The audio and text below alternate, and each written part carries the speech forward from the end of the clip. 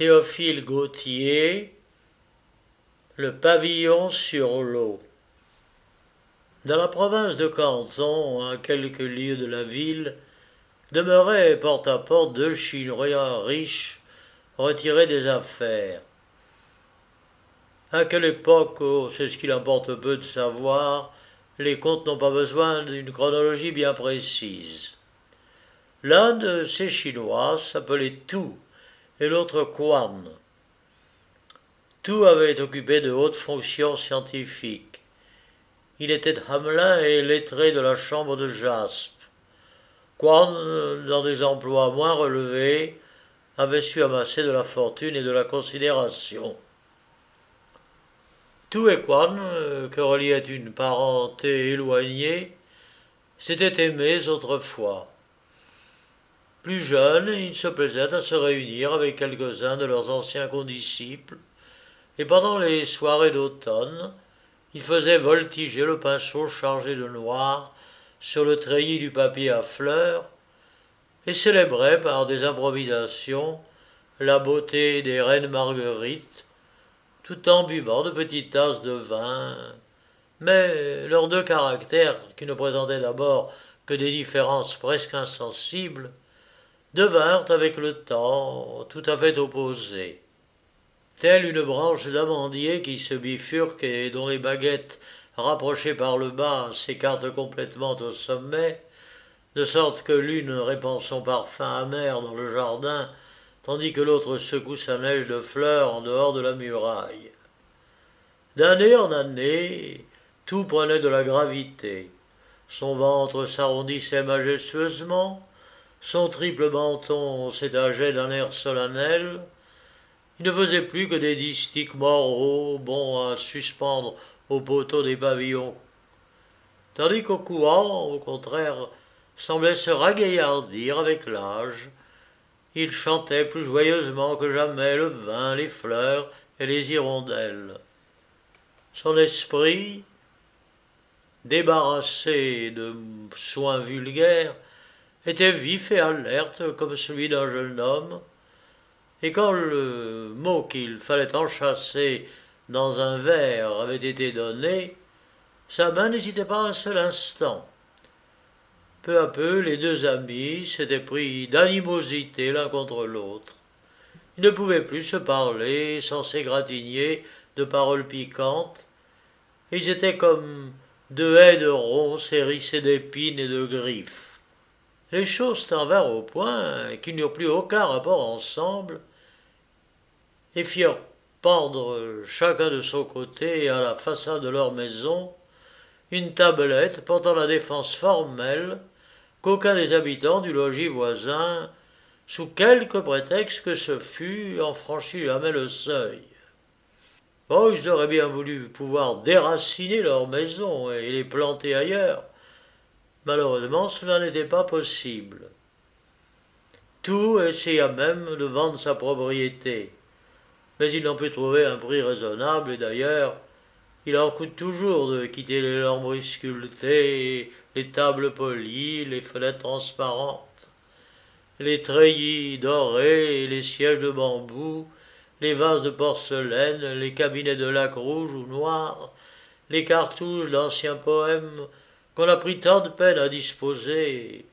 Il est dur de céder à d'autres le jardin qu'on a planté soi-même, de saules, de pêchers, de pruniers, où l'on a vu chaque printemps s'épanouir la jolie fleur de mai. Chacun de ces objets attache le cœur de l'homme avec un fil plus ténu que la soie, mais aussi difficile à rompre qu'une chaîne de fer.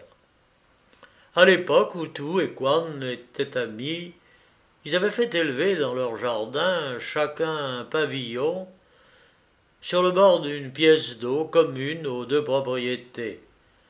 C'était un plaisir pour eux de s'envoyer du haut du balcon des salutations familières et de fumer la goutte d'opium enflammée sur le champignon de porcelaine en échangeant des bouffées bienveillantes.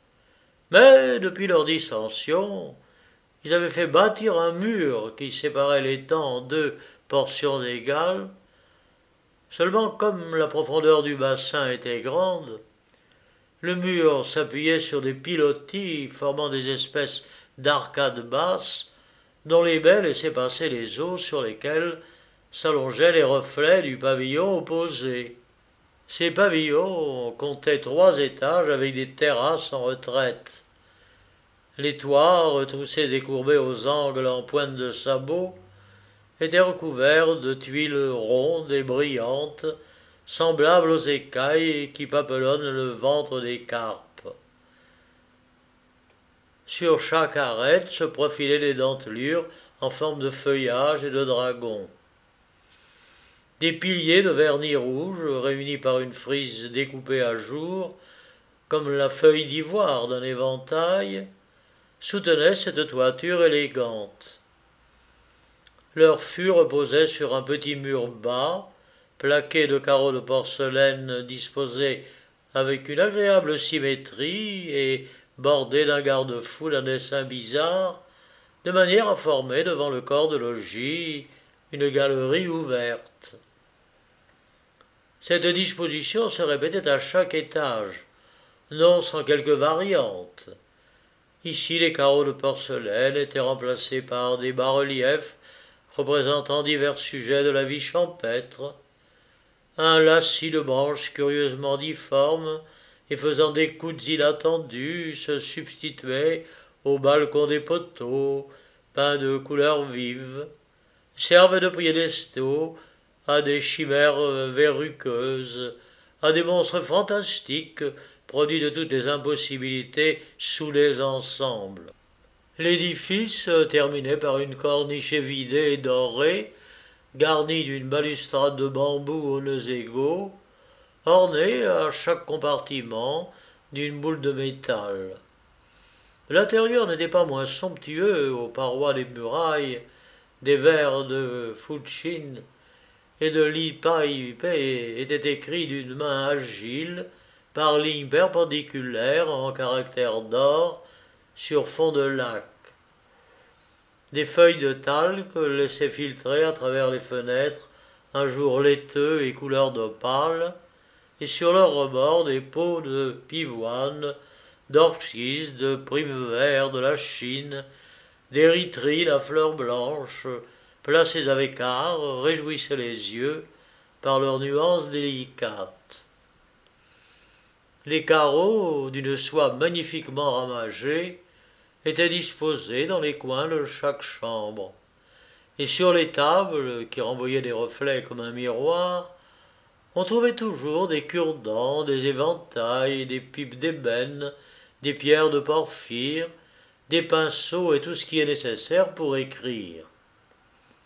Des rochers artificiels, dans l'interstice desquels des saules, des noyers plongeaient leurs racines, servaient, du côté de la terre, de base à ces jolies constructions, et du côté de l'eau, elles portaient sur des poteaux de bois indestructible.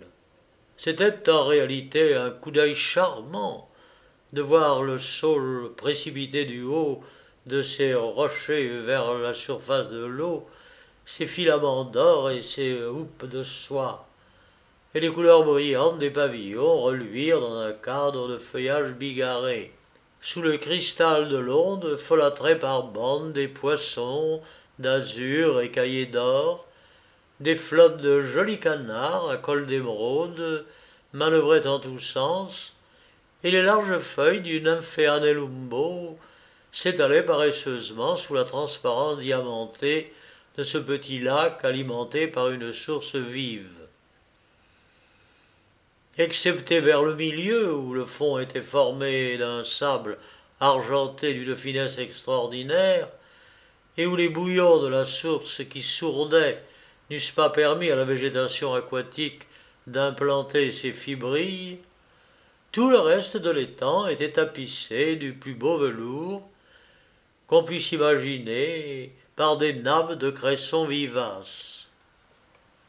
Sans cette vilaine muraille élevée par l'inimitié réciproque des deux voisins, il n'y eût pas eu assurément dans toute l'étendue de l'empire du milieu, qui, comme on le sait, occupe plus des 3/4 du monde, un jardin plus pittoresque et plus délicieux. Chacun eût agrandi sa propriété de la vue de celle de l'autre, car l'homme ici-bas ne peut prendre des objets que l'apparence. Telle qu'elle était cependant, un sage n'eût pas souhaité, pour terminer sa vie dans la contemplation de la nature et les amusements de la poésie, une retraite plus fraîche et plus propice. Tu et Quan avaient gagné à leur mésintelligence une muraille pour toute perspective, et s'étaient privés réciproquement de la vue des charmants pavillons, mais ils se consolaient par l'idée d'avoir fait tort chacun à son voisin. Cet état de choses régnait déjà depuis quelques années. Les orties et les mauvaises herbes avaient envahi les sentiers qui conduisaient d'une maison à l'autre. Les branches d'arbustes épineux s'entrecroisaient comme si elles eussent voulu intercepter toute communication. On eût dit que les plantes comprenaient les dissensions qui divisaient les deux anciens amis et y prenaient part en tâchant de les séparer encore davantage. Pendant ce temps, les femmes de Tu et de Quan avaient chacune donné le jour à un enfant. Madame Tu était mère d'une charmante fille et Madame Quan d'un garçon le plus joli du monde. Cet heureux événement, qui avait mis la joie dans les deux maisons, était ignoré de part et d'autre car, bien que leurs propriétés se touchassent, les deux Chinois vivaient aussi étrangers l'un à l'autre que s'ils eussent été séparés par le fleuve jaune ou la grande muraille. Les connaissances communes évitaient toute allusion à la maison voisine, et les serviteurs, s'ils se rencontraient par hasard, avaient ordre de ne se point parler, sous peine du fouet et de la cangue. Le garçon s'appelait Chin Tsing et la fille Juqiuan, c'est-à-dire la perle et le jaspe. Leur parfaite beauté justifiait le choix de ces noms. Dès qu'ils furent un peu grandelets, la muraille qui coupait l'étang en deux et bornait désagréablement la vue de ce côté attira leur attention et ils demandèrent à leurs parents ce qu'il y avait derrière cette clôture si singulièrement posée au milieu d'une pièce d'eau et à qui appartenaient les grands arbres dont on apercevait la cime. On leur répondait que c'était l'habitation de gens bizarres, quinteux, revêches et de tout point insociables, et que cette clôture avait été faite pour se défendre de si méchants voisins. Cette explication avait suffi à ces enfants. Ils s'étaient accoutumés à la muraille et s'y prenaient plus garde. Juqian croissait en grâce et en perfection. Elle était habile à tous les travaux de son sexe. Elle maniait l'aiguille avec une adresse incomparable. Les papillons qu'elle brodait sur le satin semblaient vivre et battre des ailes. Vous eussiez juré entendre le chant des oiseaux qu'elle fixait au canevas. Plus d'un nez abusé se colla sur ses tapisseries pour respirer le parfum des fleurs qu'elle y semait. Les talents de Juqian ne se bornaient pas là. Elle savait par cœur le livre des ordres et les 5 règles de conduite. Jamais main plus légère ne jeta sur le papier de soie des caractères plus hardis et plus nets. Les dragons ne sont pas plus rapides dans leur vol que son poignet lorsqu'il faisait pleuvoir la pluie noire du pinceau. Elle connaissait tous les modes de poésie, le tardif, le hâté, l'élevé et le rentrant, et composait des pièces pleines de mérite sur des sujets qui doivent naturellement frapper une jeune fille sur le retour des hirondelles, les saules printaniers, les reines marguerites et autres objets analogues. Plus d'un lettré qui se croit digne d'enfourcher le cheval d'or n'eût pas improvisé avec autant de facilité. Tang Tsing n'avait pas moins profité de ses études. Son nom se trouvait être des premiers sur la liste des examens. Quoiqu'il fût bien jeune, il eût pu se coiffer du bonnet noir, et déjà toutes les mères pensaient qu'un garçon si avancé dans les sciences ferait un excellent gendre et parviendrait bientôt aux plus hautes dignités littéraires. Mais Tsing Chin répondait d'un air enjoué au négociateur qu'on lui envoyait qu'il était trop tôt et qu'il désirait jouir encore quelque temps de sa liberté.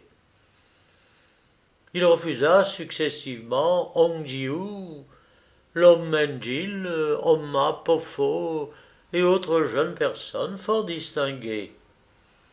Jamais, sans excepter le beau Fangan, dont les dames remplissaient la voiture d'oranges et de sucreries lorsqu'il revenait de tirer de l'arc, jamais jeune homme ne fut plus choyé et ne reçut plus d'avance, mais son cœur paraissait insensible à l'amour, non par froideur, car à mille détails on pouvait deviner que Ching Sing avait l'âme tendre. On eût dit qu'il se souvenait d'une image connue dans son existence antérieure et qu'il espérait retrouver dans celle-ci. On avait beau lui vanter les sourcils de feuilles de saule, les pieds imperceptibles et la taille de libellule des beautés qu'on lui proposait, il écoutait d'un air distrait, comme pensant à toute autre chose. De son côté, Jukian ne se montrait pas moins difficile. Elle y conduisait tous les prétendants. Celui-ci saluait sans grâce, celui-là n'était pas soigneux sur ses habits, l'un avait une écriture lourde et commune, l'autre ne savait pas le livre des vers où était trempé sur la rime. Bref, ils avaient tous un défaut quelconque. Yuan, en traçant des portraits si comiques que ses parents finissaient par en rire eux-mêmes, et mettait à la porte, le plus poliment du monde, le pauvre aspirant qui croyait déjà poser le pied sur le seuil du pavillon oriental. À la fin, les parents des deux enfants s'alarmèrent de leur persistance à repousser tous les partis qu'on leur présentait.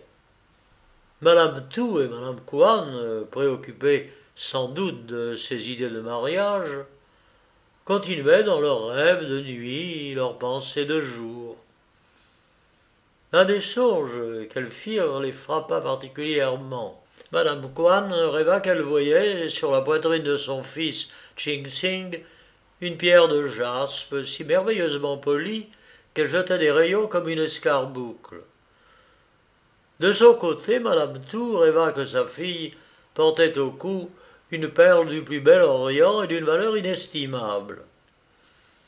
Quelle signification pouvaient avoir ces deux songes? Celui de Madame Kuan présageait-il à Tien Sing les honneurs de l'Académie impériale?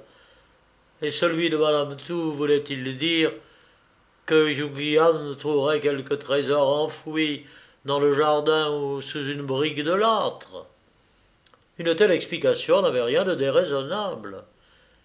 Et plus d'un s'en fut contenté, mais les bonnes dames virent dans ce congé songe des allusions à des mariages extrêmement avantageux que devaient bientôt conclure leurs enfants. Malheureusement, Ching Sing et Yukian persistaient plus que jamais dans leur résolution et démentaient la prophétie. Quang et Tu, quoiqu'ils n'eussent rien rêvé, s'étonnaient d'une pareille opiniâtreté. Le mariage étant d'ordinaire une cérémonie pour laquelle les jeunes gens ne montrent pas une aversion si soutenue. Ils s'imaginèrent que cette résistance venait peut-être d'une inclination préconçue, mais Ching Sing ne faisait la cour à aucune autre jeune fille, et nul jeune homme ne se promenait le long des treillis de Jukuyan. Quelques jours d'observation suffirent pour en convaincre les deux familles. Madame Tu et Madame Kuan crurent plus que jamais aux grandes destinées présagées par le rêve.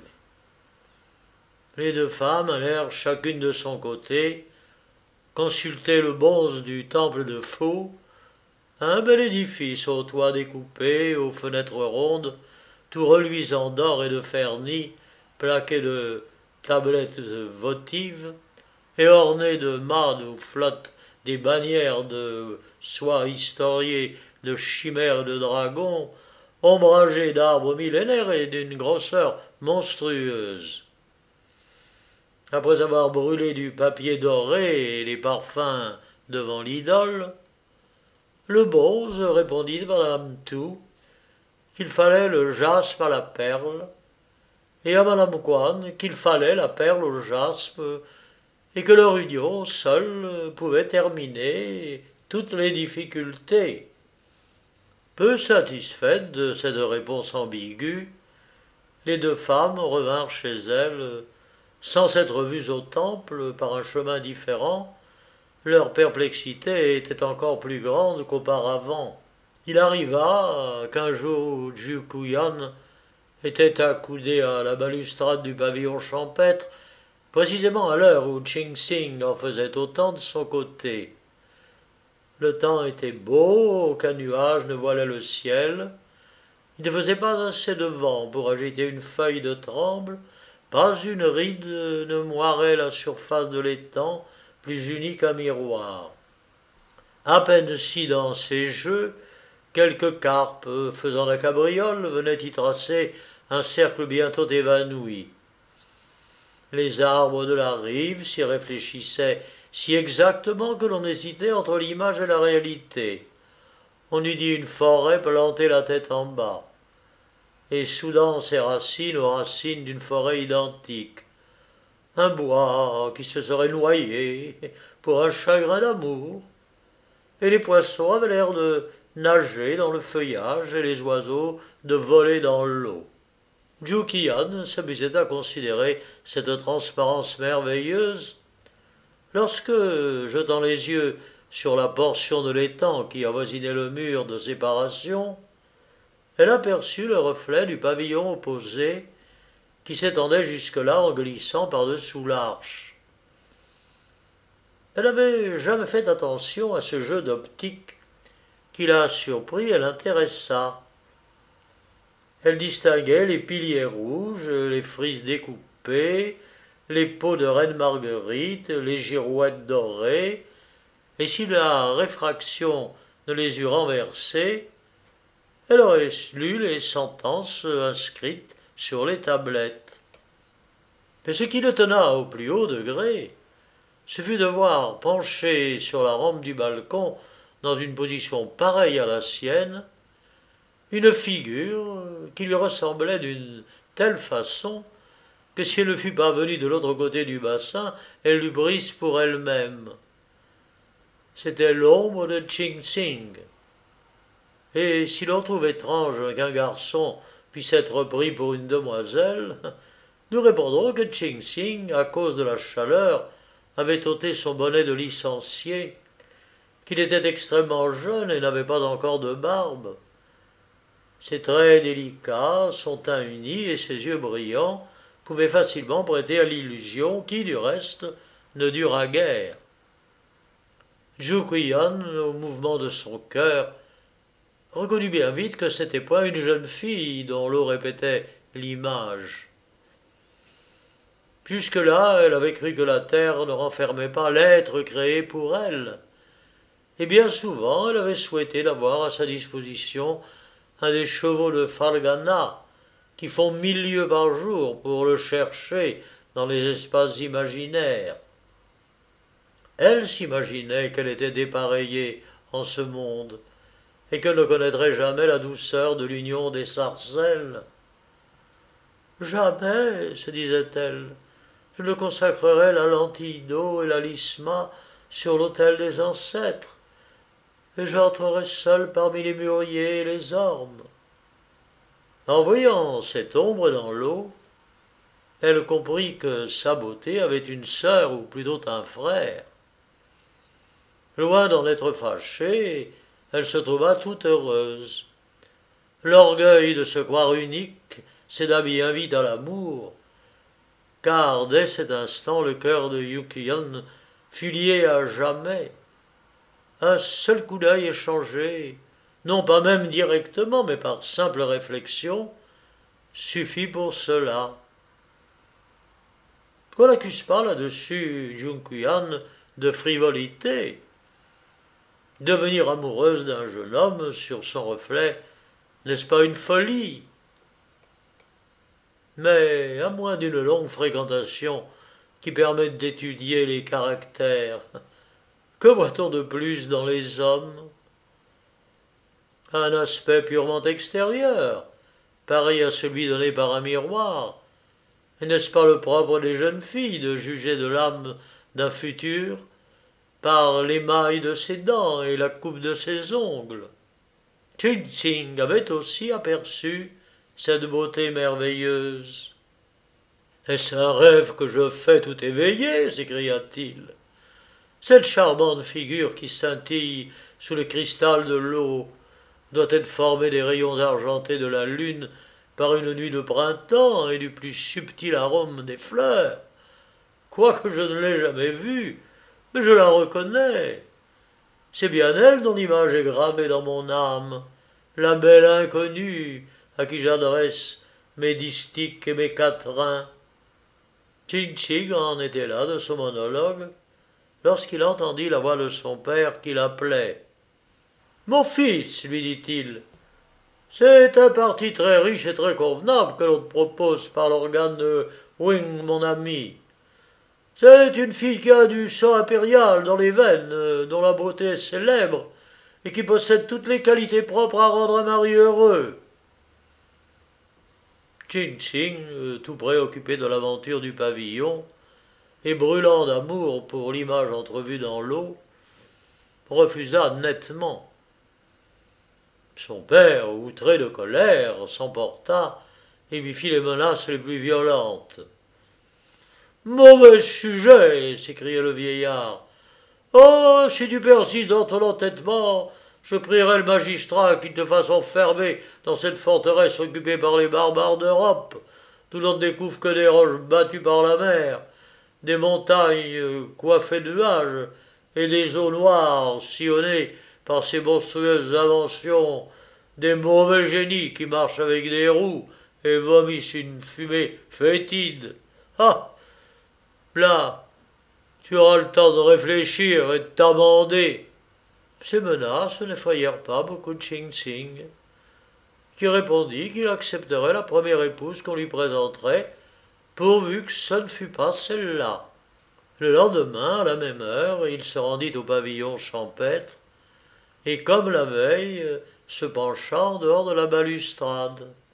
Au bout de quelques minutes, il vit s'allonger sur l'eau le reflet de Junqian comme un bouquet de fleurs submergées.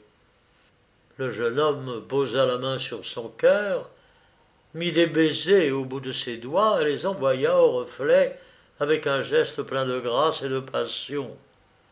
Un sourire joyeux s'épanouit comme un bouton de grenade dans la transparence de l'eau, et prouva Ching-Ching, qui n'était pas désagréable à la belle inconnue, mais comme on ne peut pas avoir de bien longues conversations avec un reflet dont on ne peut pas voir le corps, il fit signe qu'il allait écrire et rentra dans l'intérieur du pavillon. Au bout de quelques instants, il sortit, tenant un carré de papier argenté et coloré, sur lequel il avait improvisé une déclaration d'amour en vers de 7 syllabes. Il roula sa pièce de verre, l'enferma dans le calice d'une fleur, et enveloppa le tout d'une large feuille de nénuphar qu'il posa délicatement sur l'eau. Une légère brise qui s'éleva fort à propos poussa la déclaration vers une des baies de la muraille, de sorte que Junqian dut qu'à se baisser pour la recueillir. De peur d'être surprise, elle se retira dans la plus reculée de ses chambres, et lut avec un plaisir infini les expressions d'amour et les métamorphoses dont Ching-Ching s'était servi. Outre la joie de se savoir aimée, elle éprouvait la satisfaction de l'être par un homme de mérite, car la beauté de l'écriture, le choix des mots, l'exactitude des rimes, l'éclat des images pouvaient une éducation brillante. Ce qui la frappa surtout, c'était le nom de Ching-Sing. Elle avait trop souvent entendu sa mère parler du rêve de la perle pour n'être pas frappée de cette coïncidence. Aussi ne douta-t-elle pas un instant que Ching-Sing ne fût l'époux que le ciel lui destinait. Le jour suivant, comme la brise avait changé, Zhuge-Yan envoya par le même moyen, vers le pavillon opposé, une réponse en vers, où, malgré toute la modestie naturelle à une jeune fille, il était facile de voir qu'elle partageait l'amour de Ching-Sing. En lisant la signature du billet, Ching-Sing ne put retenir une exclamation de surprise. « Mais le jaspe! Mais n'est-ce pas la pierre précieuse que ma mère voyait en songe étinceler sur ma poitrine comme une escarboucle?